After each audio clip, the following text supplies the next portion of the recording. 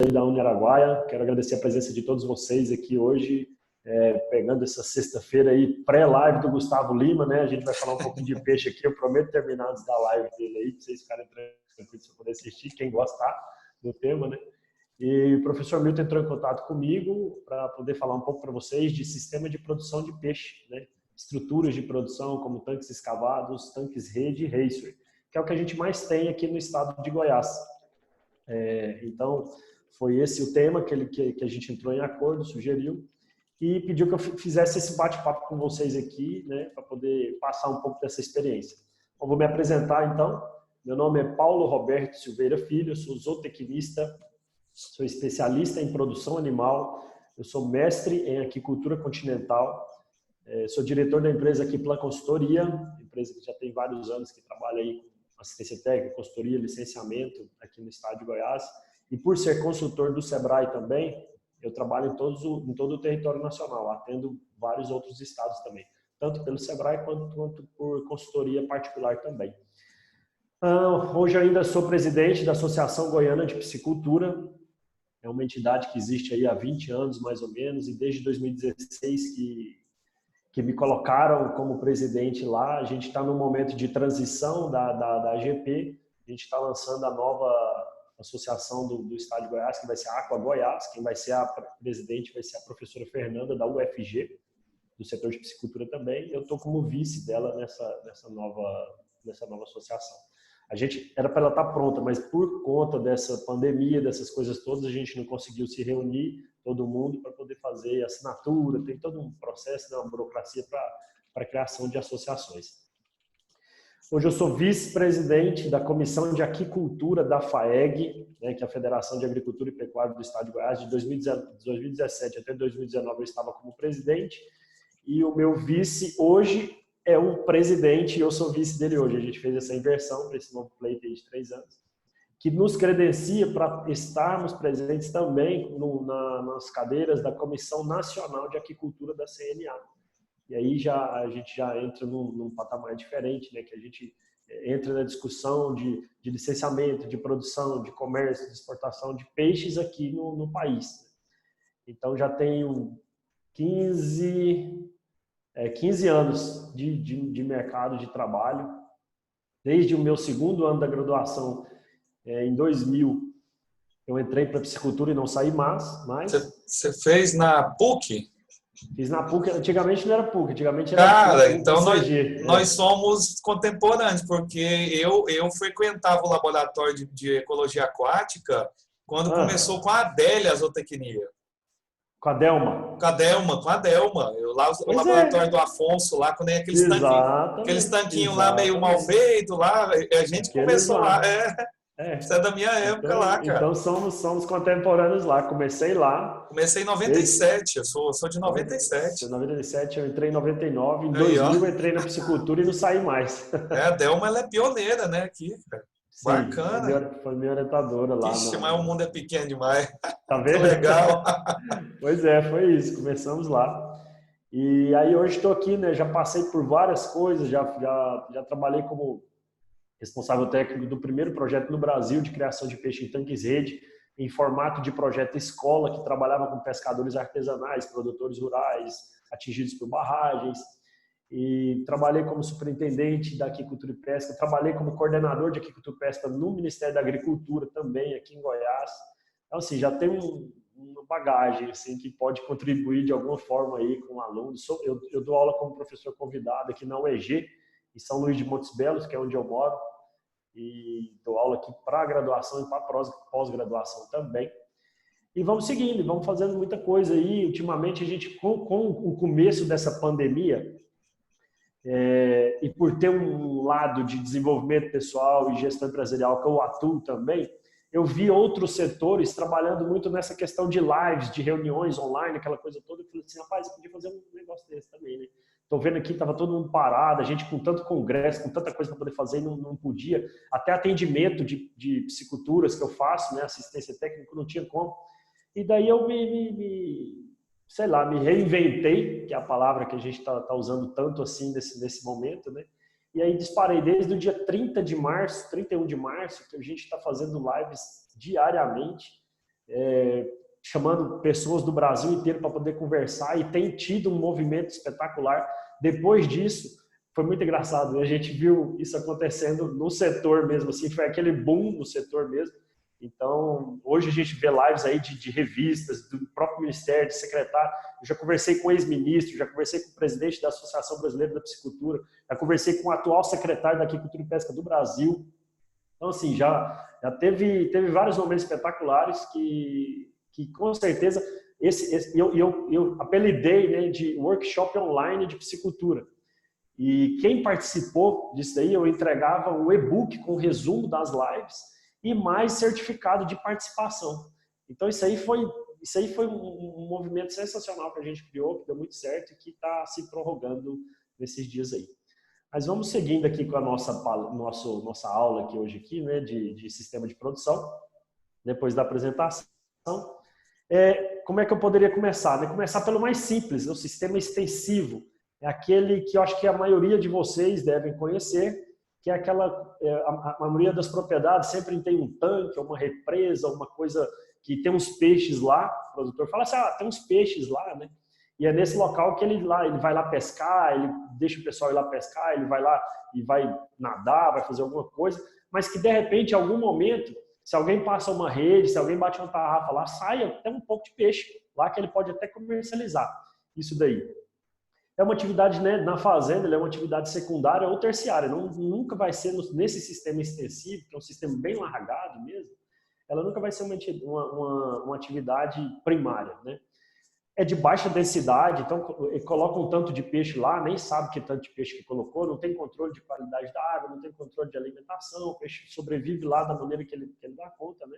Não se controla a entrada e saída de água, e ele depende exclusivamente do alimento natural, que são micro-organismos vegetais e animais que se encontram na água. Então os peixes, enquanto eles estão abrindo e fechando a boca para respirar, né, eles acabam filtrando aquela água e se alimentando desses micro-organismos que a gente chama de plâncton, que é o fitoplâncton ou zooplâncton, certo?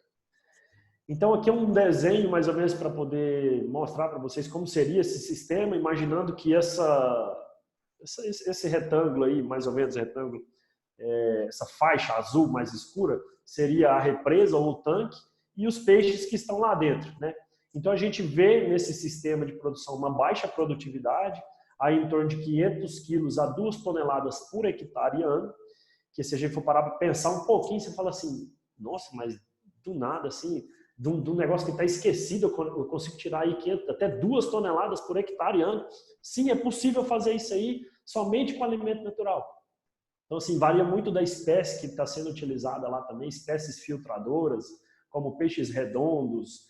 Peixes redondos, no caso, é o que a gente mais conhece aqui em Goiás como a caranha, ou a pirapitinga, lá para a região norte, o tambaqui, né? Então, assim, a gente tem um pouco, esses filtram bastante. A própria tilápia é um peixe filtrador também, né? Ela se alimenta desse alimento natural disponível.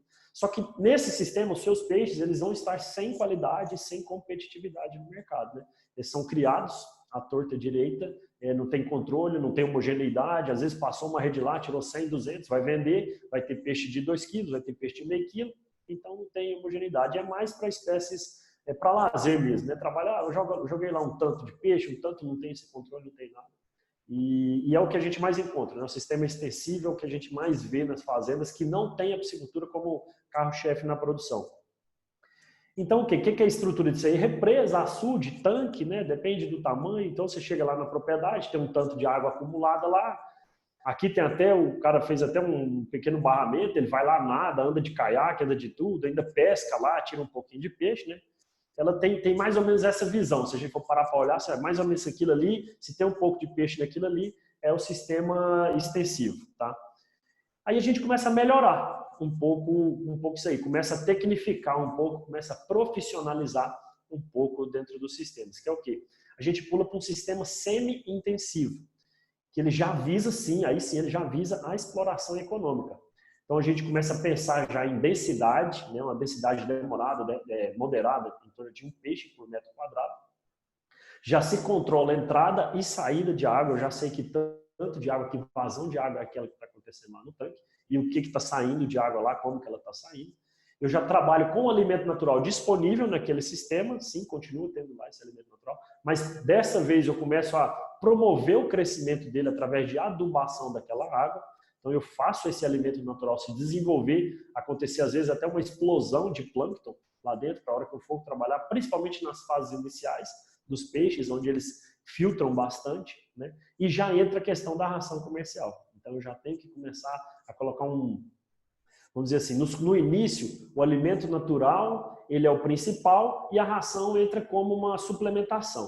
Depois, com o passar do tempo, durante o ciclo da produção, a ração ela já é o alimento principal e o que ele tem disponível naturalmente lá entra como suplementação na alimentação dele. Viveiros melhor dimensionados, específicos para a atividade. Então, assim, não é aquela represa que está solta lá. De repente, daquela represa eu vou puxar a água para abastecer 1, 2, 3 tanques, que eu já construí eles da maneira específica para desenvolver uma atividade. Eu vou mostrar para vocês aqui alguns exemplos, né, como é que seria isso. Mas ele já tem uma visão mais profissional da atividade. É uma coisa diferente já, que já visa sim essa questão da exploração econômica. E olha só, aquele mesmo espaço que a gente mostrou nos slides anteriores aí, aquele mesmo espaço, tinha 3 peixes, de repente agora eu tenho 5, 6, eu já tenho o controle da entrada de água, o controle da saída de água, eu já trabalho com adubação naquela água para promover o alimento natural e eu estou fornecendo ração para esses peixes. Olha só, minha produtividade ela já dá um pulo bacana, né? Eu falei que no sistema extensivo a gente chegava em até 2 toneladas por hectare ano.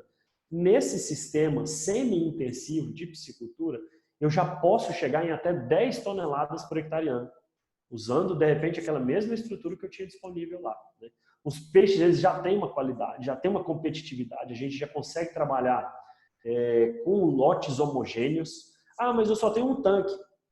Não tem problema. A espécie que foi escolhida, ela pode te dar 1 ou 2 ou 1,5 ciclos, safras por ano, né? Então, assim, mas você trabalha durante aquela safra para você ter os seus lotes bem homogêneos. É possível fazer isso, mesmo com um tanque apenas. A gente já escolhe espécies comerciais, né? No anterior eu coloquei lá espécies para lazer. De repente ele vai colocar muito peixe que não tem nem estudos de exigência nutricional, diária, como é que é o crescimento, ciclo de produção, né? Vou jogar uma pirarara, vou jogar um dourado, vou jogar alguma outra coisa lá que é mais para lazer. Jogar um tucunaré, que é mais para lazer. Aqui não, aqui já tem espécies que são específicas, né, para a produção. Então eu tenho peixes redondos, eu tenho peixes de couro, eu tenho pirarucu, eu tenho a tilápia, eu tenho a matrinchã, né? Então já são espécies que são somente para isso. Elas são feitas para produzir, para engordar, para abater e para ir para o mercado consumidor. E eu já consigo fazer o escalonamento da produção. Ah, Paulo, mas você falou que de repente trabalha só com um tanque nesse processo aí, sim. Mas eu consigo escalonar. Se for uma espécie que eu consigo fazer, por exemplo, um piau, que eu acho que a maioria de vocês conhece o piau sul, né? É um peixe que aí ele consegue, na natureza ele atinge 1 quilo em 1 ano, mais ou menos, mas num tanque escavado, né, num viveiro escavado, a gente consegue fazer ele chegar em 1 quilo com 6 meses. Se eu consigo chegar em 1 quilo com 6 meses, eu consigo ter 2 ciclos no ano. Então eu tenho 2 despescas no ano. Eu já escalonei a minha produção. Olha, uma das épocas que eu vou vender com certeza vai ser na quaresma, que é a época de maior consumo, que atrapalhou muito o produtor de peixe hoje essa pandemia, porque aconteceu bem na época da quaresma, mas eu faço esse escalonamento para ele chegar na quaresma e depois eu tirar outro lá para setembro, alguma coisa assim. Eu já estou com a minha produção escalonada. Eu sei que 2 vezes no ano eu posso ter essa produção. E aí aqui como que é feito esse sistema semi-intensivo, que jeito que ele é trabalhado? Aí são viveiros, né, e tanques escavados principalmente. Paulo, qual que é a diferença de viveiro para tanque? Aí vai muito de quem escreve livros, alguma coisa, de pesquisadores. Para mim não tem tanta diferença. Uma hora eu vou falar viveiro, outra hora eu vou falar tanque. Mas o que é o mais comum de você enxergar? Do jeito que vocês estão vendo aí hoje, isso seria um viveiro, ou os viveiros aí. Se eu cimentar a parede deles e deixar o fundo somente na terra, compactada mesmo, ele já poderia ser chamado de tanque. Tá? A diferença seria mais ou menos, basicamente, essa daí. Então, vocês estão vendo que as máquinas estão trabalhando aí, estão fazendo, os tanques estão bem dimensionados, estão bem estruturados já. Eu sei o que é um volume, uma área, um volume de um tanque desse, o que eu preciso de água para entrar, o que eu preciso de água para sair. e ele vai sendo desenvolvido dessa forma, certo? Essa é uma unidade experimental da Emater, que fica em Anápolis, que eles acabaram de reformar, tá bem bacana para poder visitar e conhecer lá essa estrutura. Então aqui são os viveiros já cheios de água, né? Então está pronto, encheu, o sistema está funcionando bem. Nessa foto, não sei se vocês vão conseguir enxergar, mais ou menos aqui do lado esquerdo embaixo é a canaleta que leva a água para esses tanques. Então ela está passando, essa água chega por aí, daí ela vai desembocar em cada tanque, né? Tem estruturas de PVC, né? Cano de PVC, todo um encanamento para poder encher isso daí, encher e esvaziar também, que eu vou mostrar para vocês também um pouquinho disso logo ali na frente. Então, olha lá, para a construção desses viveiros, né? Aqui que a gente tem que olhar o quê? Principalmente a topografia, né, do terreno lá. O que é mais interessante de você enxergar no terreno? São declividades suaves, pelo menos 2%, ou seja, a cada 100 metros que você caminhar, ou vai subir 2 ou vai descer 2. Pronto, definido disso aí. Alguma coisa que esteja acima disso começa a demandar um pouco mais de hora máquina para poder fazer. E aí o investimento para você fazer a escavação, ele começa a ficar um pouquinho mais caro. Se esse terreno ele não tiver, se ele estiver acima dessa declividade de 2%. Ah, Paulo, mas é possível construir num barranco de repente? Possível é, né? Até porque depois que inventaram essas PC da vida aí, você move montanhas com ela, né? Ela destrói, faz o que quiser com isso daí. Só que fica mais caro um pouquinho. Tipo do solo. O solo para piscicultura, o ideal é que ele seja um solo meio a meio arenoso e meio argiloso, né? Por quê? Porque um solo muito arenoso vai ter muita infiltração. E de repente eu não consigo, através somente de compactação do solo, que ele segure, que ele mantenha o nível da água. E já um solo muito argiloso, ele não vai conseguir nem escavar esse solo, não vai conseguir fazer todo o manejo que ele tem que ser feito lá da máquina, né? Esse maquinário andar lá, escavar, compactar. Então o ideal é que ele seja meio a meio arenoso, meio argiloso. Quantidade e qualidade da água, isso aqui é fundamental. A gente não conversa de piscicultura se você não tiver água lá naquele local para poder produzir. Porque antes de tudo, antes de produzir peixes, a gente tem que aprender a produzir a água. Então você tem que ter aquilo disponível em quantidade, em qualidade, e você tem que prezar pela qualidade daquela água que você está utilizando ali. Até porque na piscicultura os animais vivem lá dentro da água. Eles se alimentam, eles respiram, eles excretam lá dentro, né? Então a gente tem excretas nitrogenadas, a gente tem sobra de ração. E se isso tudo não tiver em plena, trabalhando assim de maneira sistêmica, algum problema vai acontecer, que não seja a morte dos peixes, mas dali para frente o que vai devolver essa água para a natureza é um empecilho, né, que pode até travar a atividade. Clima também é interessante, por quê? Porque você tem as espécies adaptadas a cada clima do nosso país. Esse nosso país, que é continental, que a gente tem um calor terrível do centro-oeste para o norte, um frio ali para a região sul, um calor e uma sequidão tão alta lá para o nordeste também, né? Então, a gente, dependendo do clima, a gente tem espécies que se adaptam melhor àquele clima, tá? E restrições ambientais é o quê? Você não utilizar áreas que estejam dentro de APPs, que estejam em faixa marginal de proteção, aquela coisa que é o natural, que quem é técnico na área já olha e fala, esse aqui é APP, eu não posso trabalhar nesse aqui, não é só para piscicultura, é para qualquer outra atividade. E você não entrar numa área de preservação, né?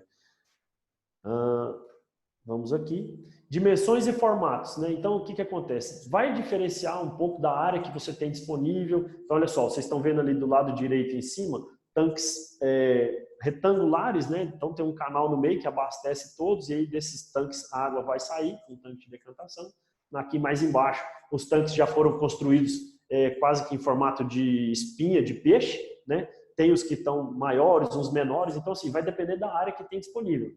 Então, o projetista ele vai lá, né, e faz todo esse cálculo inicial antes no computador, para depois o maquinário começar a fazer.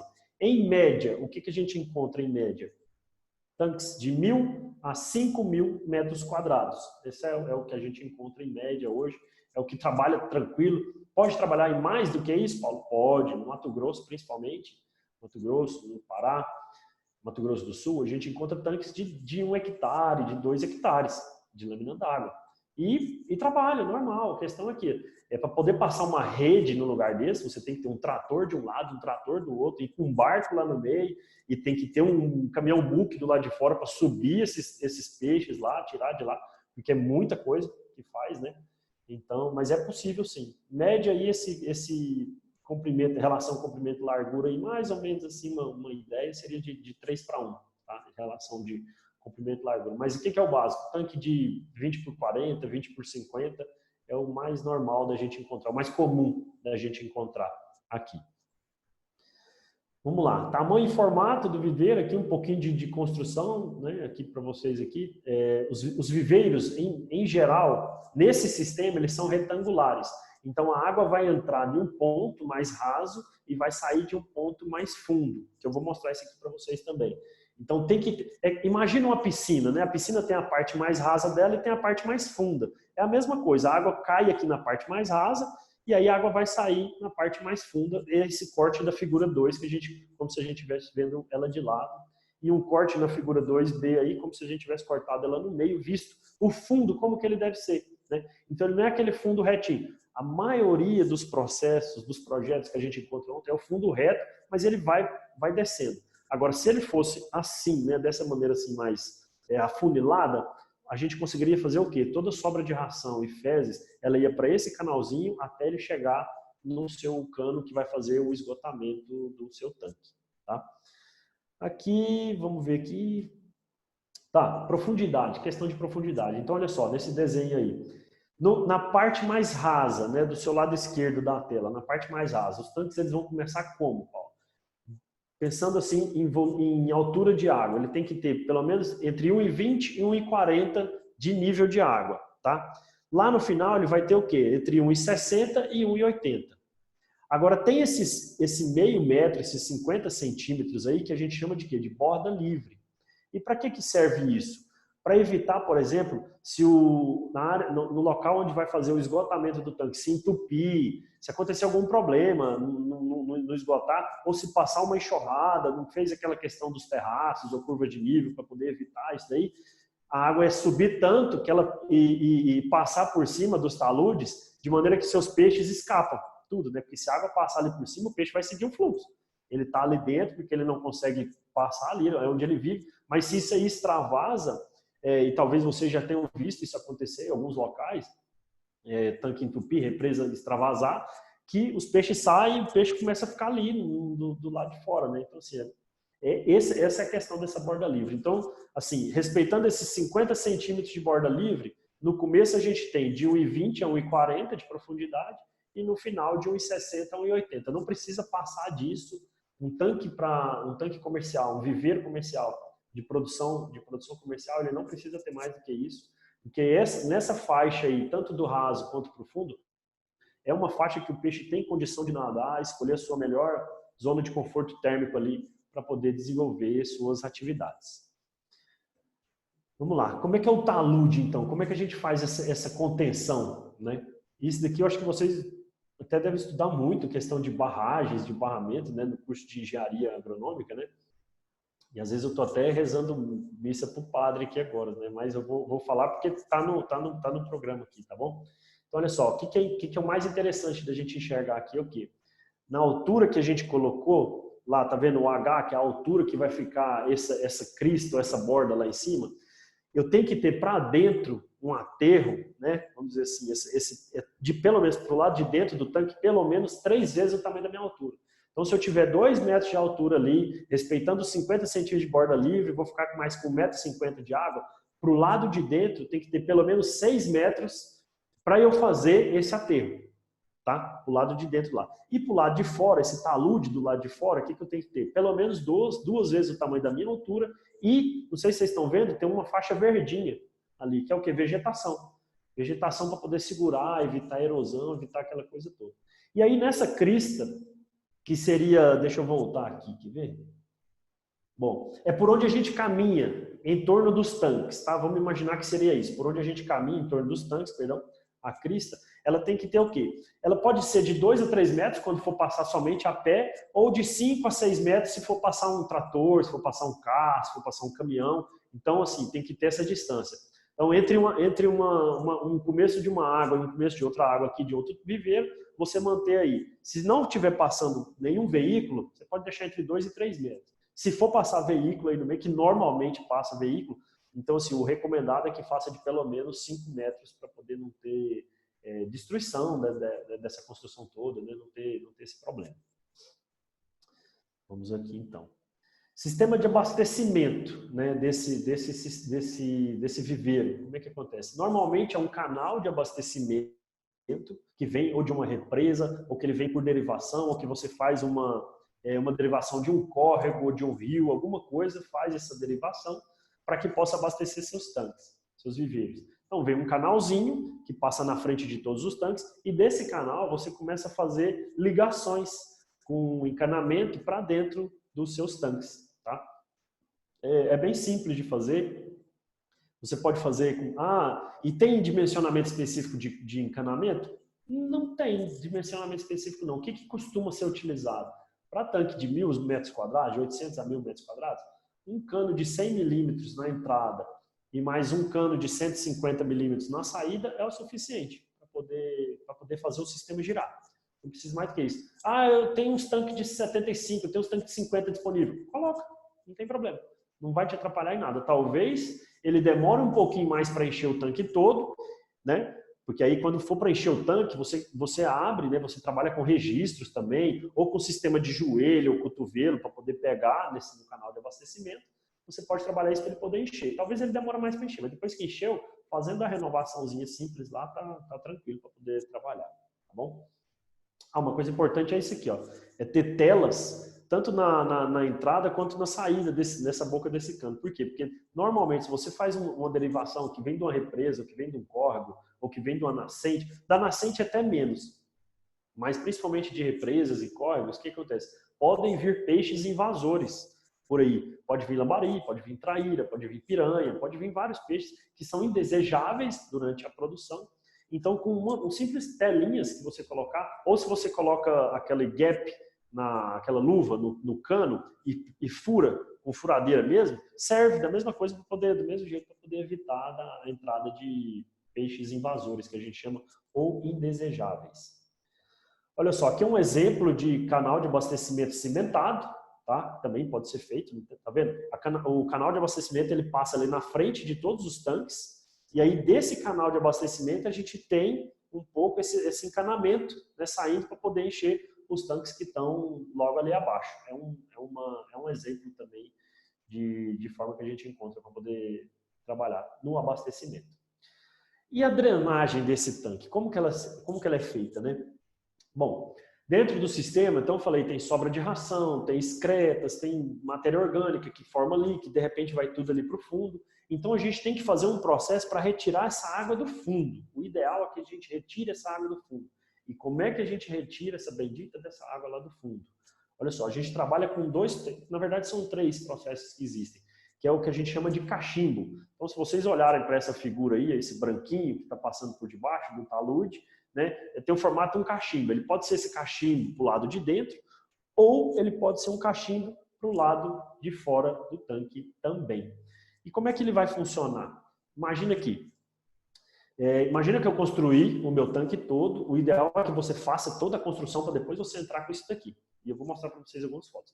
Então assim, aí pega uma rede escavadeira, alguma coisa, diminui aquela concha dela, a menor que vocês enxergam, a menor que for conseguir, e aí você vai cavar na parede do talude. No meio dele, da parte mais funda, você vai fazer essa escavação, vai colocar lá um cano de 100, de 150, de 200, de 300, que você tiver, coloca lá um cano que ele tem que ser maior do que o cano de entrada. Então, se o cano de entrada for de 100, você coloca esse da saída de pelo menos 150.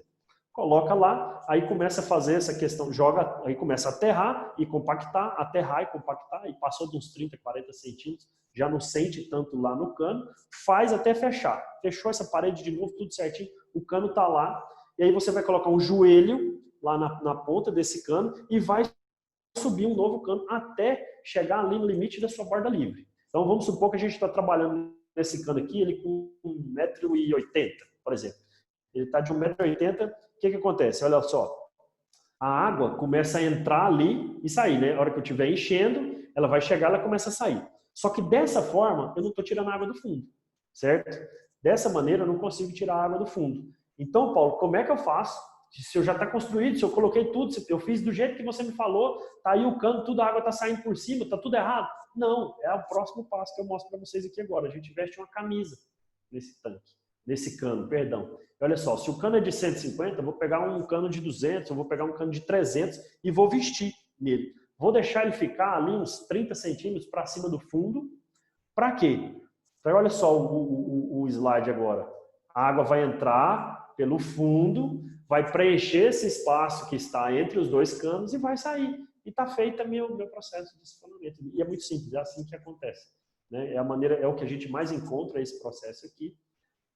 De cachimbo para o lado de dentro, ele pode ser para o lado de fora, eu posso fazer a mesma coisa para o lado de fora, para o lado de fora, eu não vou precisar de uma camisa, mas eu vou precisar de uma tela ou de alguma proteção ali, para que, por exemplo, peixes menores não possam passar lá perto, possam poder serem sugados por ali, tá bom? Então tá aqui, o tanque estava pronto, esse aqui é uma piscicultura que a gente licenciou no Rio de Janeiro, em Casimiro de Abreu, o tanque estava pronto, a gente foi refazer todo o processo de drenagem deles, que estava corrompido. Então foi lá, a máquina cavou, ela não tinha outra concha, ela cavou com a concha grande dela mesma, fez esse lá, colocou o cotovelo lá no meio, subiu o cano. Então aqui agora eu já estou olhando do lado de fora lá para o lado de dentro, o cano está passado lá por dentro. Aqui é uma caixa de transferência apenas. Aqui nessa foto, a gente começa depois a colocar terra, começar a compactar devagarzinho, vai compactando até subir, depois reveste com vegetação para poder fixar isso daí, não tem perigo de estourar, de sair nada, certo? E funcionou. E o sistema de monge, que é um outro sistema também que pode fazer, que funciona da mesma forma, só que como é que ele é? Ele normalmente é uma caixinha, um U, um formato de U de cimento, que a gente coloca tábuas ali no meio dele para funcionar da mesma forma que o cachimbo. Então aqui na frente eu tenho várias tábuas, né? E eu tenho serragem, areia no meio delas. Então aqui na frente eu tenho essas várias tábuas. A última tábua ela não existe, ela para lá na última. Então a água vai entrar por lá, começa a subir e cair aqui na frente. Olha lá na figura como é que acontece. Então tá lá, por exemplo, eu quero baixar o nível da água. O que eu vou fazer? Eu tiro uma tábua, a água vai cair. Né? Esse é o sistema de drenagem por monge. E ela cai aonde? Num cano, o mesmo cano que estava colocado lá. Pode ser o mesmo cano, pode ser até 1, 2, 3 canos, se você quiser esgotar mais rápido. E aí eu vou tirando cada uma dessas tábuas até poder esgotar o meu viveiro, o meu tanque. Aqui é um modelo de caixa de coleta com dreno também. Essa caixa de coleta é interessante ter numa piscicultura. Não é todo mundo que faz, dificilmente a gente encontra isso daqui, só quem está com dinheiro para poder investir de verdade, para fazer essa estrutura, porque a água vai baixando, vai baixando, vai baixando. Em determinado momento, os peixes estarão todos ali dentro. Fica mais fácil para você retirar os peixes de lá, passar um pulsar, tirar eles de lá para poder fazer esse trabalho. Tá? Então, esse aqui é um vídeo, ele salvou como vídeo. Eu vou passar para vocês como é que funciona esse sistema semi-intensivo. Ele é da Emater, e eu uso pedi autorização para usar em todas as minhas palestras e vídeos, eles autorizaram, né, desde que eu colocasse que o vídeo era deles mesmo, né, o slide era deles, mas está aqui. Como é que funciona? Então vocês vão ver a água entrando nesse reservatório, que é um reservatório que a gente chama de tanque-pulmão inicial, que ele desvia, por exemplo, do córrego, ele enche ali para servir de reservatório para abastecer os meus viveiros, tá? Depois que ele sair dessa água, ele cai numa lagoa de decantação para depois ser devolvido para a natureza. Tem que seguir esse processo. Para ser bonitinho, para ser aprovado na Secretaria do Meio Ambiente, do município ou do estado, ele tem que ser isso daqui. Esse processo ele só passa se você tiver essa sequência aqui. Então, olha lá, vou dar um play aqui para a gente ver. Então, a água vai lá, enche o reservatório, cai nos viveiros, encheu, a água vai para a drenagem, lagoa de decantação, até ser devolvida para a natureza. Correto? E aqui o que a gente enxerga? Duas estruturas que eu não falei até agora para vocês. Ali, depois da lagoa do reservatório, tem uma caixinha cinza, e tem essa mesma caixinha cinza lá na frente, depois da lagoa de decantação. O que seria isso daí? É filtro. Filtro biológico, filtro de brita, que impede o quê? Principalmente entrada de peixes invasores, entrada de larvas de peixes invasores, de alguma coisa lá, que não é o que você precisa lá dentro da sua piscicultura. né? Até sujeira, né? Até muito sujeira. Isso aí você pode trabalhar com várias britas e areia, que eles vão filtrar essa água que vai entrar lá para dentro do seu sistema, tá bom? E por que eu filtro lá no final também, Paulo? Porque também eu tenho que respeitar, para eu devolver para a natureza uma água desse sistema, a exigência da Secretaria do Meio Ambiente do Estado é o quê? Que ela esteja em condições iguais ou superiores àquela que você desviou. Então, assim, eu não posso simplesmente que a água saia direto do meu viveiro e caia lá para o córrego novamente. Não, eu tenho que passar no mínimo, por uma lagoa de decantação. Que é o quê? Vocês estão vendo que a água entrou azulzinha, está saindo meio verde escura, mas depois que passa da lagoa de decantação, ela volta na cor normal dela. Por quê? Porque ali ela está carregada de matéria orgânica, de fezes, de sobra de ração. E pode acontecer o quê? Alguns peixes escaparem nesse sistema para cair na lagoa de decantação. E aí que vem, se for uma espécie que de repente não é nativa daquela bacia que você trabalha, você não pode simplesmente deixar ela escapar para a natureza. Até porque você não sabe que tipo de impacto que aquela espécie pode causar. Peixes que não são carnívoros, teoricamente o perigo era o quê? Se encontrar algum par da mesma espécie, fazer um cruzamento e ter um híbrido naquela região. É um dos perigos. E se for peixe carnívoro, é o quê? Se ele tomar o espaço de todos, comer todo mundo ali dentro e não sobrar mais nada. Então esse é o perigo. Então o que faz? Se for um peixe carnívoro que não é da bacia. Na lagoa de decantação, a gente coloca peixes carnívoros da própria bacia. E não fornece alimento para eles. Por quê? Porque se cair algum peixinho lá que escapar, tchau e beijo. Ali vai servir de alimentação para ele. Tá bom? É assim que funciona o processo certinho para ele ser até licenciado na Secretaria do Ambiente. Ah, Paulo, mas eu já vi em várias fazendas, nunca vi falar de lagoa de decantação. 14% dos piscicultores no país trabalham com lagoa de decantação. E é assim, a gente tem esse dado. Aqui no estado de Goiás, levantamento da Emater, levantamento da Agrodefesa, nos passa que a gente deve ter aproximadamente 5 a 6 mil piscicultores. Considerando piscicultores aquela pessoa que tem pelo menos um tanque ou um viveiro com peixes. Desses aí, em torno de 12% tem licenciamento. Desses 12%, 90% desses 12% é quem trabalha com produção em tanques rede, em lagos da União, em PCHs, em tudo. Ou seja, produtor disso aqui, de tanque escavado, de viveiro escavado, é o cara que menos faz licenciamento. Por quê, Paulo? Aí eu tinha que ter uma aula de licenciamento com vocês para explicar por que isso aqui, mas resume-se em burocracia. Resume-se em burocracia, resume-se em 2, 3, 5, 10 anos de processo correndo dentro da Secretaria do Meio Ambiente para ele poder ser licenciado. E o que acontece aqui em Goiás? A gente tem um pouco de vista grossa, não na maneira ruim de falar, é na maneira de que se o Ministério da Agricultura, se a Agrodefesa quisessem parar com a piscicultura no estado de Goiás, eles paravam. Porque eu falei para vocês, 12% somente são licenciados. E desses 12, 90% é tanque rede. Então, peixe que de repente você compraria de viveiro escavado, principalmente peixes redondos ou pintado, alguma coisa assim, ia parar a produção aqui. Então, o que acontece? Tem um pouco desse bom senso de deixar a atividade acontecer, continuar acontecendo, tira-se nota fiscal, tá? Tira-se a guia de trânsito animal, é possível tirar, mas exige um pouquinho de trabalho do produtor para poder fazer isso aqui da maneira correta. E aí entra muita questão da vigilância sanitária, como é que esse peixe está sendo apresentado, né? Os frigoríficos, o ideal é que se faça essa venda para frigoríficos, para fazer o processamento. Então, transportar peixe aqui no estado de Goiás só é possível se ele estiver vivo ou se ele for pelo menos no gelo. Né? É claro que você sabe, a hora que você tira o peixe da água e coloca ele lá na bacia com uma bandeja com gelo, ele vai morrer no transporte, mas ele não foi processado, então ele pode ser transportado aqui dentro. Agora, peixe processado, aberto, eviscerado, em postas, em filé, só pode ser transportado se ele sair de um frigorífico para uma unidade consumidora. Tá? Então, vamos seguir aqui, uma densidade de estocagem para esse tipo de sistema. Olha só, como ele é utilizado mais para engorda ou terminação, então, a gente pegando um peixe aí de 300 gramas, na verdade ele pode começar até menos do que isso. A gente pode começar esse peixamento, colocar peixe lá dentro, a gente coloca ele lá com um juvenil de 30 gramas. Tá? Então, assim, até o abate, né, que é em torno de 1 quilo hoje para tilápia e acima de 1 quilo para peixes nativos, que vai demorar aí uns de 60 a 240 dias, tá? Dependendo da espécie. A gente trabalha para os nativos de 1 a 2 peixes por metro quadrado se eu não tiver aeração. E esse sistema semi-intensivo, ele não trabalha com aeração forçada, que é o próximo que a gente vai mostrar para vocês.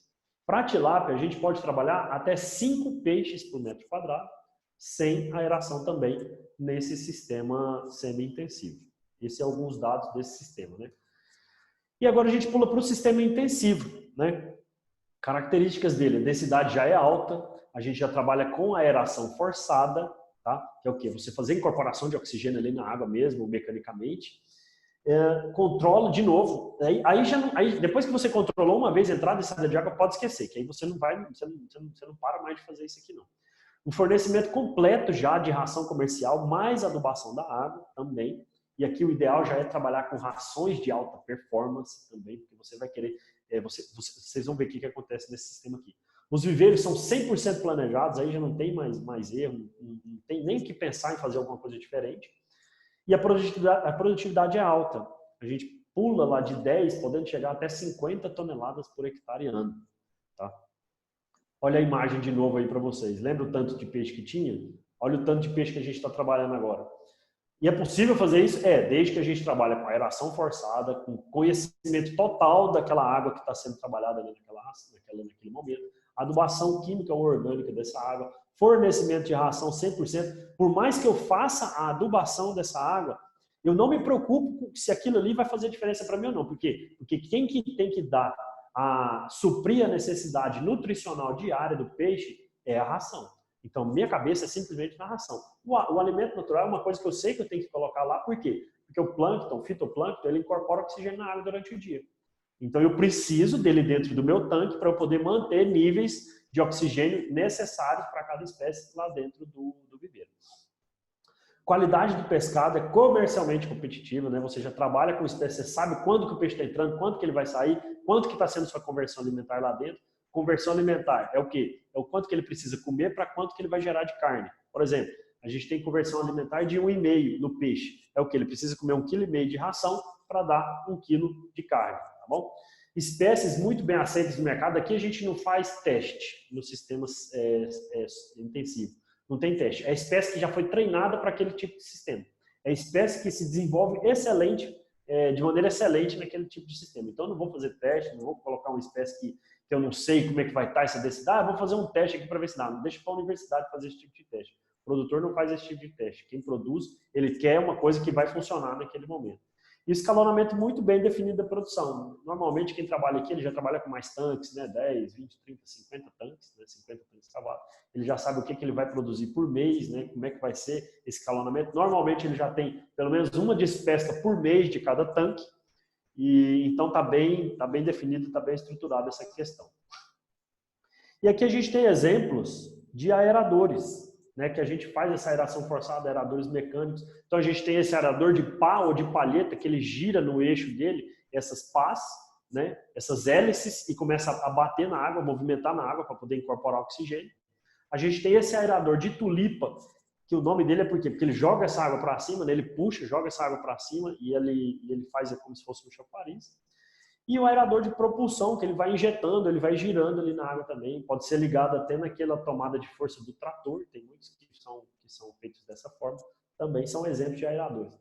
Paulo, tem mais coisa do que isso aqui? Tem. Tem mangueiras porosas com compressores que podem ser utilizados para poder fazer isso aqui. Só que aí você tem que fazer na extensão do tanque inteirinho, essas mangueiras porosas. Você tem que trabalhar com compressor para poder fazer isso daí também.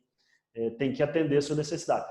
Entendendo que daqui para frente também você já depende muito da questão da energia elétrica. Paulo, tem isso aí baseado em energia solar? Tem. Ainda não tem disponível aqui no Brasil, deve estar chegando nesse ano alguma coisa de aeradores baseados em energia solar, a gente já tem fora. Por quê? Porque se eu fosse fazer no sistema que tem hoje, a gente tem várias placas fotovoltaicas para poder armazenar no gerador que vai tocar esses aeradores aí. Então tinha que ser uma coisa muito grande, dependendo da quantidade de tanques que tem disponível. Paulo, um aerador desse dá conta de um tanque? Depende do tamanho do seu tanque, depende da quantidade de peixe que você tiver lá dentro, vai depender de muita coisa. Então vai depender, às vezes você encontra tanques de 1.000 metros quadrados que eu tenho 6 aeradores de tulipa lá dentro. Por quê? Mas aí a minha quantidade de peixe que eu tenho lá dentro também é muito grande, né? Então eu faço muito processo lá dentro. Aqui algumas estruturas, né? O que são as estruturas desse sistema intensivo? Então, a gente falou os viveiros, né? Viveiros, isso aqui é a unidade da Genesis, em Aparecida do Taboado. Tudo dimensionado. Os tanques menores são berçários, os tanques maiores são tanques de engorda. Olha só que está um sempre ali do lado do outro, né? Tanques muito grandes, aquela coisa tudo bem estruturada. Como é que é a densidade de estocagem aqui, né? Então, assim, o que vai diferenciar um pouco lá do sistema semi-intensivo para esse é a quantidade de peixe que eu consigo colocar dentro do meu sistema. Por quê? Porque eu trabalhei com aeração. E quando eu trabalho com aeração, eu consigo incorporar mais oxigênio na água e eu consigo reduzir ou controlar os meus níveis de amônia lá dentro da água, que é o principal, que é a excreta do peixe, a excreta nitrogenada. Então, assim, eu tenho que eliminar a amônia do meu sistema. Que maneira que eu faço isso? Respeitando ainda a capacidade de suporte, mas vendo também, fazendo essa análise da água, fazendo análise constante da qualidade da água para ver que jeito que eu posso trabalhar com isso. Olha só, a gente tinha sem aeração para nativos de 1 a 2 peixes por metro quadrado. Com aeração, a gente pula de 3 a 5, dependendo da espécie, dependendo do ciclo de produção, dependendo também do peso de abate que a gente vai tirar esses peixes de lá. Tilápias, a gente estava em 5 por metro quadrado sem aeração. O Paraná, né, que é onde a gente tem os dois maiores frigoríficos de abate de tilápia do país, que são a Copacol e a Cevale, que abatem cada uma aí em torno de 100 mil tilápias por dia. Cada um abate de 100 mil tilápias por dia, que é uma coisa fora do normal. Mas se a gente pensar que daqui 2 anos cada um está batendo 250 mil tilápias por dia, é a meta deles. É a meta deles, tá? Lá eles conseguem fazer 25 tilápias por metro quadrado. E isso é um absurdo. A gente começa a ver assim, que não tem limite para uma espécie como essa. Né? Naquele mesmo local, que eu trabalhando bem demais da conta com renovação de água, eu consigo tirar 5 toneladas. Se eu melhorar todo o meu processo, todo o meu manejo, toda a minha profissionalização dos funcionários que estão ali, automatizando o sistema, eu pulo para tirar do mesmo tanquinho de 1.000 metros quadrados, em vez de eu tirar 5 toneladas, eu tiro 25 toneladas por ciclo de produção. Isso é um absurdo, eles conseguem muito lá. Mas lá eles têm, acho que é dentro deles assim mesmo, um jeito de trabalhar em forma de cooperativa, em forma de tudo assim, que faz as coisas acontecerem. Aqui em Goiás, aqui no Centro-Oeste, dificilmente a gente encontra aí 3, 4, 5 tilápias por metro quadrado. Às vezes você encontra alguém que veio lá do sul para cá e dá conta de fazer 7 por metro quadrado, mas não é fácil de encontrar não. Mas é possível sim fazer isso daí com aeração na produção de tilápia. Paulo, tem algum peixe que ganha da tilápia nisso daí? Olha, tem um peixe aí que é possível a gente trabalhar aí com 2 a 3 vezes esse tanto de peixe aí por metro quadrado. Mas ele é uma espécie exótica que ele não tem ordenamento aqui no nosso país, apesar de já existirem aqui há mais de 30 anos. Que vocês devem conhecer, é um bagre, né, da família dos bagres, que a gente conhece ele como panga, ou pangáceos, que vocês já viram até aí em supermercados, filé de panga, pangaço, essas coisas todas. O Panga BR é uma espécie daqui do Brasil, criado na piscicultura Santa Clara, em São Paulo. 30 anos que está aqui, então ele consegue chegar nisso aí, ó, 50, 70 peixes por metro quadrado. Então é um absurdo, mas ele não tem ordenamento nenhum aqui, então a gente não tem como falar dele de maneira correta, né? Então, assim, consegue fazer com a tilápia. E ele está em processo de adaptação, de aceitação pelo mercado consumidor também, né? Então tem todo esse porém. Mas quando ele estiver ordenado, dificilmente ele começa a subir, Ele já se encontra hoje no anuário 2020 da Peixe-BR, que é a Associação Brasileira de Piscicultura, ele já está lá aparecendo como uma das espécies mais cultivadas ali, Nordeste, Sudeste, ali ele já aparece. Tá? Claro que não do mesmo tanto que a tilápia, que é a primeira do Brasil, não do mesmo tanto do tambaqui, que é o segundo do Brasil, mas ele está lá no lugarzinho dele subindo, e eu acho que daqui uns 10 anos a gente vai ver o panga aí brigando pelos primeiros lugares, se houver o ordenamento da produção do panga aqui no país. Tá, outra estrutura desse sistema intensivo, que é um outro que eu coloco aqui para vocês, são os tanques rede, que eu não sei se vocês conhecem, são gaiolas flutuantes, principalmente utilizadas para ambientes aquáticos já existentes. É o quê? São represas muito grandes, são lagos de usinas hidrelétricas de grande porte ou de pequeno porte, como pequenas centrais hidrelétricas.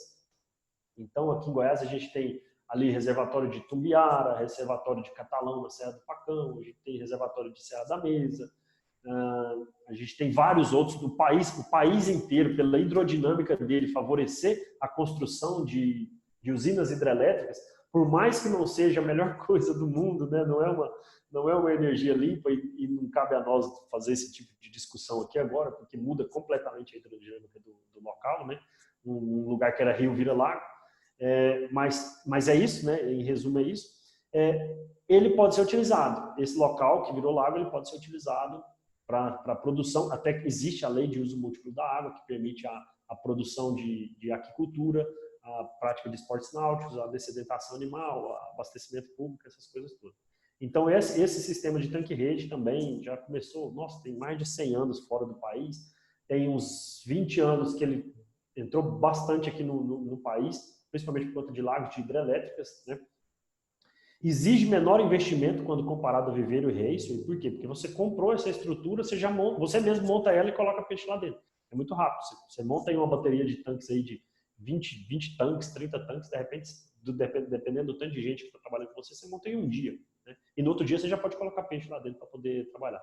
Então, você não trabalha com máquina, maquinário, nada, você só vai fazer a instalação desses tanques aí dentro. Então, são gaiolas flutuantes, né, que o objetivo é o quê? Quem está dentro não sai, quem está fora não entra, né? Ele protege quem está lá dentro. Quem está lá dentro é um sistema intensivo, é um confinamento, na verdade, é um confinamento de peixes nesse sistema de tanque-rede. E que se o Brasil quisesse hoje sair da posição dele, sei lá, ele deve estar para baixo do 15º produtor mundial de peixe, gerando todas as espécies. Se ele quisesse sair de hoje para ele pular para terceiro lugar, ele tinha que facilitar o licenciamento ambiental para tanque-rede. Porque o potencial que a gente tem de produção de peixe de tanque-rede aqui, ele é altíssimo. Se a gente quisesse, em 5 anos, ser o terceiro lugar na produção de peixe do mundo, hoje a gente produz 760 mil toneladas, tá, de peixes. A maioria disso aí vem de peixe tanque-rede. Se a gente quisesse pular isso aí para 2 bilhões de toneladas, alguma coisa assim, era só através de tanque-rede, de forma rápida. Tá? Por que eu falo terceiro lugar? Porque dificilmente a gente bate na China, né? Porque lá eles têm tradição de comer peixe. Lá eles comem peixe de verdade, eles não comem peixe brincando, igual a gente faz aqui, né? Então lá eles produzem lá 20, 30 milhões de toneladas de peixe lá.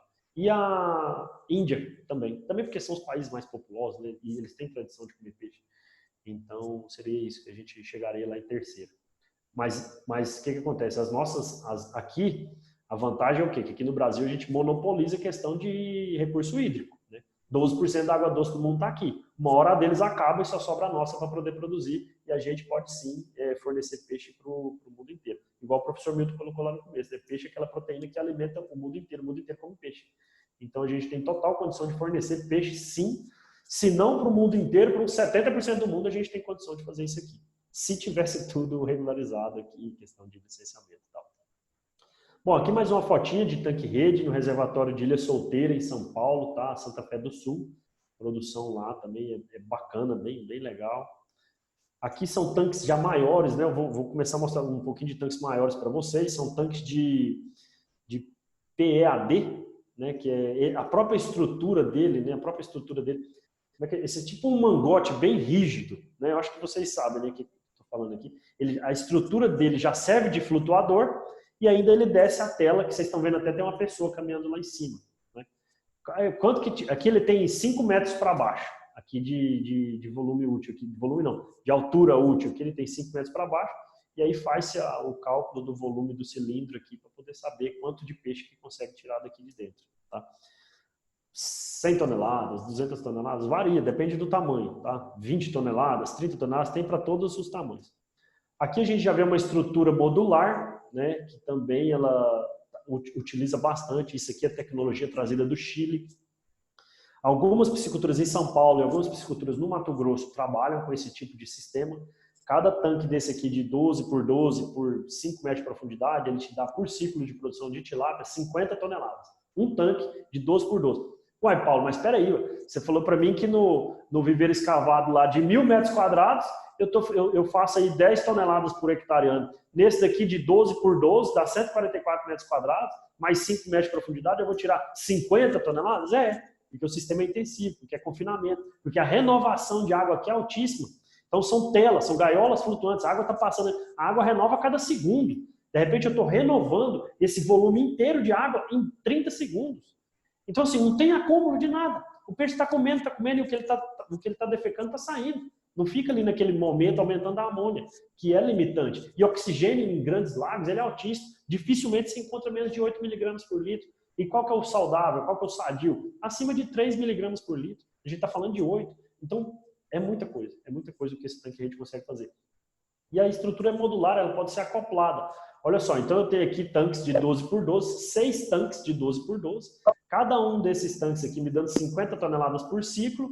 Que é o que eu tenho disso aqui, ó, com 6. Eu tenho 6 e 5, 30. 300 toneladas saindo aqui da estrutura dessa. Né? Então, é um absurdo o que é possível. Isso aqui existe, isso aqui fica em Campo Verde, no Mato Grosso. É fazenda do pessoal do Grupo Bom Futuro, que vocês devem conhecer de sementes, né? Grupo Bom Futuro, do grupo dos irmãos do ex-ministro da Agricultura, Blairo Maggi. Então, do grupo do Maggi, aqui dos maiores, né? O grupo maior produtor de soja do mundo. Isso aqui é deles, né? Eles têm uma PCH. A PCH, ela tem, por exemplo, a outorga dela é para 30 mil toneladas, 29 mil toneladas está licenciado para eles, né? Quem quiser produzir peixe lá, no máximo que ele vai chegar em 1.000 toneladas. Mas é assim que acontece. Vamos lá, a densidade é alta, então, praticada em represas e barragens de hidrelétricas. A dependência é exclusiva de ração comercial. Aqui acabou, aqui esquece alimento natural. O peixe não vai comer. Aqui a única coisa que ele come é ração. E ele só come se você jogar. Então, assim, aqui utiliza muito também alimentador automático, que de hora em hora, ou de meia em meia hora, ele está jogando ração lá para os peixes. Né? As gaiolas são flutuantes, elas são de arame galvanizado, aço inox ou de PAD. Produtividade é alta, até 150 quilos por metro cúbico. Tá? Pode chegar até 150 quilos por metro cúbico. O ciclo de produção varia de espécie para espécie. A tilápia tem o ciclo de produção mais rápido, ela vai ficar pronta aí entre 4 e 8 meses, depende um pouco aí já da temperatura da água. E os peixes nativos está aí variando entre 6 a 12 meses para dar um ciclo de produção completo. A estrutura do tanque rede é bem simples. Ele tem a estrutura que segura a tela, né? Ele tem a malha, né? Que é essa tela, a malha aí, mais ou menos, ela dá o que? A malha de engorda, ela está entre 19 e 25 milímetros. Tá? Tem esse comedouro, que é para não deixar a ração sair lá desse meio. A ração é uma telinha como se fosse um sombrite. Ele tem que ficar, como esses flutuantes, nessas boias, esses flutuantes, deixam o tanque aí uns 30, 50 centímetros acima da água. Se eu jogasse a ração sem o comedouro, a ração saía na tela. Então eu coloco essa telinha, esse comedouro, aí que é telinha de sombrite mesmo, ela fica, o mesmo tanque que o tanque tiver para fora da água, ela fica, e esse mesmo tanque, normalmente de 30 a 50 centímetros, ela tem que ficar para dentro da água. Porque a hora que o peixe sobe para comer e abocanha a ração e afunda, tem aquele movimento do empuxo, que a ração pode afundar também, por mais que a ração fique flutuando, ela pode afundar, e se não tiver esses 50 centímetros lá para dentro, ela pode passar por debaixo do comedor e sair na tela do comedor. E não é isso que a gente quer, até porque a ração ela significa 75% do nosso custo de produção. Tá? A estrutura é bem simples, permite criação de diferentes espécies em um mesmo corpo de água. Então, um tanque seu você pode ter tilápia, outro você pode ter tambacu, outro você pode ter pintado, outro você pode ter matrinchã. Tá? Facilita na questão da despesca e da biometria, sim, está todo mundo concentrado. Se eu vou subir esse tanque um pouquinho, passar um pulsar lá dentro, eu já faço a minha amostragem para saber como é que está o desempenho desses peixes lá dentro. Reduz a incidência de sabor desagradável na carne dos peixes. Por quê? Porque, assim, ó, nos estudos que a gente vê em relação à liminologia, né, que é o estudo da qualidade da água, o que causa aquele off-flavor no peixe é o que ele está comendo. De repente é o que ele está comendo. Então, peixe com gosto de barro. Né? Às vezes, alguma coisa que ele está comendo, a dieta dele não está bacana, ele se alimentou de alguma alga, alguma floração de alga indesejada lá dentro do tanque, ele comeu aquilo lá, vai diretamente para a carne dele. Tá? Em cultivos de tilápia, elimina problema associado com reprodução. Ah, Paulo, eu já ouvi falar que tilápia é praga. Sim, se você, dependendo do jeito que você trabalhar com ela, ela pode se tornar uma praga. Por quê? Porque ela aguenta alta densidade, ela é extremamente rústica, ela é extremamente resistente a baixos níveis de oxigênio, e ela se alimenta de ficar lambendo lodo. Ela se alimenta daquilo ali. Não tem outros peixes que aguentam aquilo lá, não, em alta densidade. Não. E ela ainda reproduz naquele momento lá. Só que no tanque rede, o que acontece? Para a tilápia reproduzir, o macho tem que fazer um ninho, a fêmea tem que desovar, a fecundação é externa. Então a fêmea vai lá, desova no ninho, o macho vem, libera o sêmen, acontece a fecundação. Depois que formou o ovo, a fêmea vem, pega todos esses ovos na boca e começa a ter o cuidado parental até que eles eclodam, até que eles ficam aí mais uma semana, mais ou menos, com ela, para poder liberar. Como é que acontece isso dentro do tanque rede? Impossível. É humanamente possível acontecer isso dentro do tanque-rede. Ah, Paulo, mas para a natureza nada é impossível. Concordo. Pode até acontecer de ter de um casal tá lá dentro, naquele mundo de peixe, tem um casal lá dentro, e ter o cortejo, a fêmea desovar, só que olha o movimento da água lá dentro daquele negócio lá. Água de lago, água parada, mas não é parada não, tem um movimento lá dentro. Ela desovou, os outros peixes que estão lá, lambari que está passando por lá, pode pegar e começar a comer, você desova, até o macho soltar. Lembra que tinha um ninho? No ninho é fácil o sêmen cair e fecundar. Onde a água está descendo ali, ó, soltou os ovos estão descendo, não é fácil o sêmen chegar e fecundar. Isso daí não, até ele sair lá do tanque-rede. Então, dentro do tanque-rede, realmente, a gente desconhece a reprodução que aconteceu dentro do tanque-rede. O que pode acontecer? É no manejo, a tilápia escapar, e aí essa tilápia que escapa do lado de fora, ela pode fazer um ninho, pode reproduzir, mas dentro do tanque-rede, não. Até porque no tanque-rede, aliás, até porque na tilapicultura, a gente trabalha com indivíduos 99,9% de machos. Porque o macho ele tem melhor rendimento de carcaça, ele tem melhor conversão alimentar, ele tem um menor ciclo de produção, muito melhor do que a fêmea. Então, não se trabalha com fêmeas para engorda na tilápia. Como é que a gente faz fixação? Então, assim, você pode colocar estacas ou morão de cada lado da sua represa, de cada lado da área, estica uma corda e amarra os tanques-rede lá nessa corda, nesse cabo de aço, né, alguma coisa assim. O que é profundidade mínima? Se for reservatório, se for lagos grandes de PCH, de usina hidrelétrica, o ideal é que do fundo do tanque para o fundo do lago, você tem aí pelo menos 8 metros de profundidade. Pelo menos 8 metros de profundidade. Porque como a produção é alta e tem muito peixe lá dentro também, você tem que dar condição do ambiente trabalhar aquela carga poluente que você está trabalhando, que você está ali dentro, certo? Então, peraí. Então aqui é outra forma de você fazer fixação, onde você coloca a estaca ou morão numa margem e você coloca poita ou âncoras do outro lado, né? Sobe esse cabo de aço, essa corda, coloca um tambor de 200 litros e a corda vai até chegar lá do outro lado. Aí, represa, quanto que eu coloco? Em represa você tem que ter pelo menos 2 metros do fundo do tanque para o fundo da represa. Do fundo do tanque-rede para o fundo da represa. Ou seja, um tanque-rede de 1,50, você tem que ter uma represa de pelo menos 3 metros de profundidade.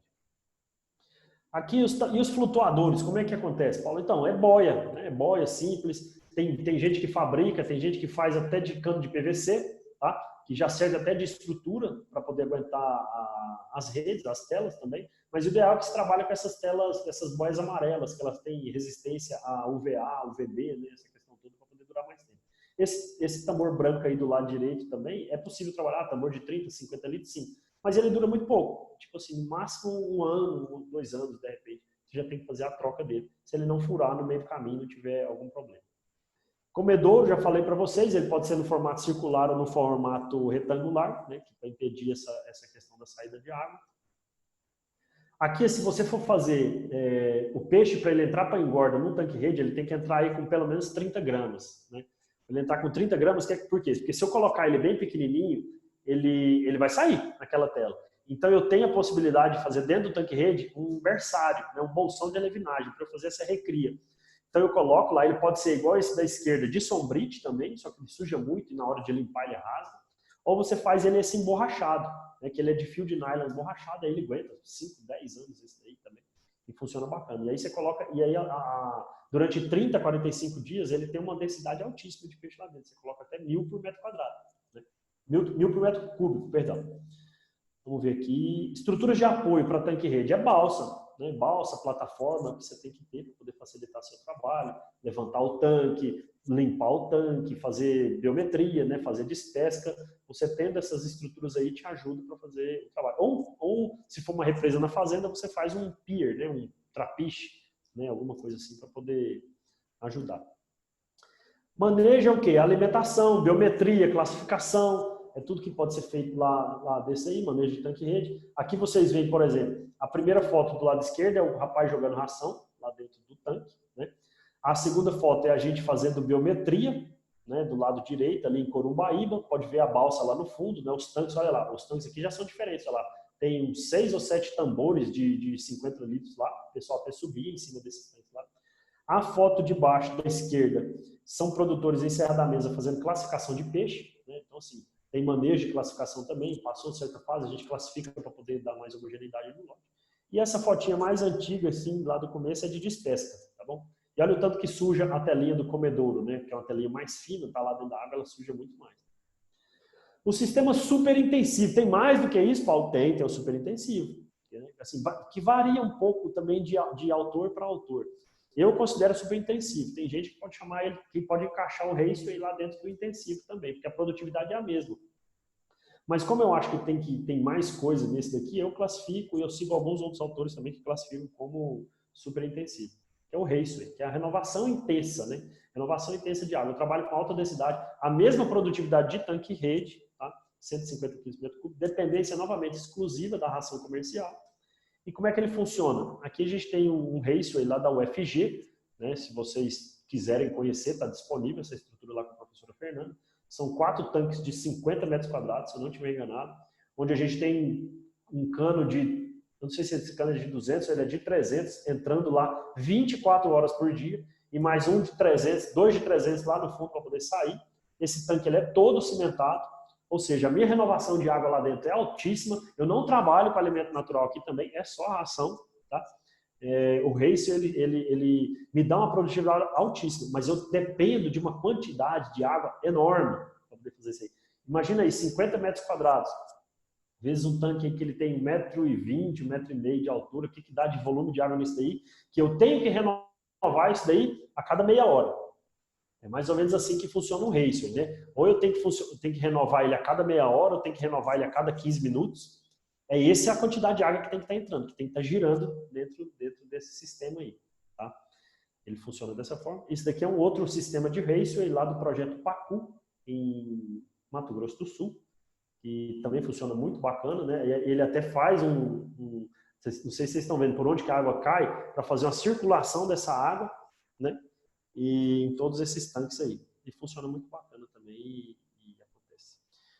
Bom, pessoal, eu fui meio rápido, talvez, porque a gente até não combinou horários assim de aula, mas eu estou vendo que está subindo aqui já tem uns 26 chats aqui, se for só de pergunta, a gente já tem uma meia hora de resposta. Mas era isso que eu tinha para apresentar aqui para vocês, que eu preparei aqui para vocês, tá? E estou aqui aberto aqui para poder a gente falar, ver perguntas, se puder responder, se não puder, e aqui tá alguns dados, e agradeço pela atenção de todos.